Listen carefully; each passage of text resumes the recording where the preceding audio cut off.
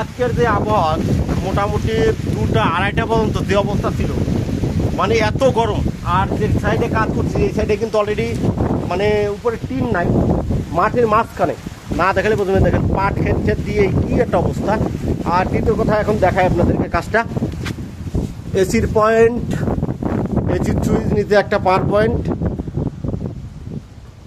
এইখানটাতে মাঝখানে একটা ফ্যান হবে, এটা হচ্ছে রুমের সুইচ বোর্ড আর সোর্সে ঢুকেই।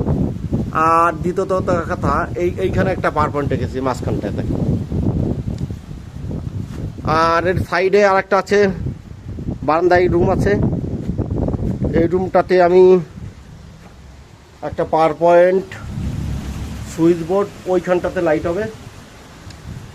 এরপরে পুরো বারান্দার রুমে আসি, এইখানে একটা লাইট, এইখানটাতে মেন সুইচ হবে। আর এইখানে একটা সুইচ বোর্ড হবে, এটা ডিবি বক্স।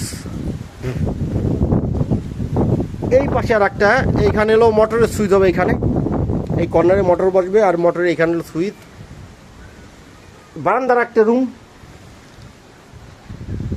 জাস্ট পাইপ উপরে তুলে রাখছি, এইখান থেকে মেন লাইনটা নিয়ে এসেছি। মাঝের একটা রুম, এই সাইডে এসি, এসি সকেট নিতে সুইচ হবে। এইখানটাতে মাঝখানে একটা পাওয়ার পয়েন্ট রাখছি, ওই উপরে হচ্ছে আপনার লাইট হবে।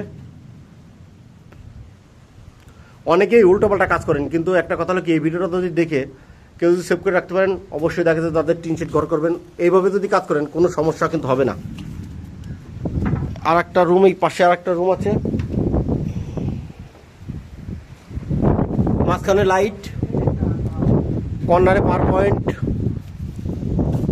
ওই কর্নারটাতে আমি একটা মানে চেম্বার রাখছি, ওইখানটাতে লাইনটা দিতে সুবিধা হয়। বারান্দার লাইটটা এইখান দিয়ে দিছি, সুইচ বোর্ড, বেডের সাথে একটা পাওয়ার পয়েন্ট। আর এই লাইটটা এইখান থেকে একটা এসির সকেট, নিচে সুইচ, সাইডে একটা টয়লেট আছে। এলো আমার কাজটা।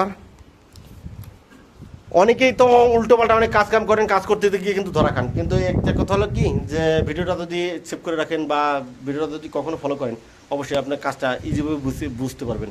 ভালো থাকবেন।